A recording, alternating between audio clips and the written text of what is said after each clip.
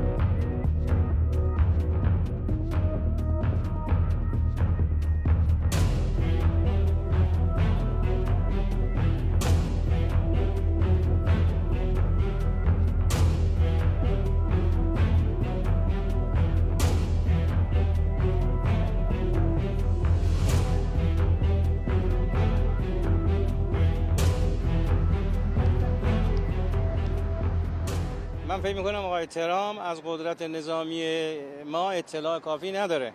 اگر بدونه که ما در این منطقه چه قدرتی هستیم، حتما این تهدیدات رو عملی نمیکنه. هر چقدر که در واقع منافع مشکلات وجود داشته باشه، ایرانی‌ها منافع ملیشونو به در واقع مشکلاتی که دارن ترجیح میدن و در واقع احتمالاً تو اینجور موقع اتحاد و همبستگیشون بیشتر میشه.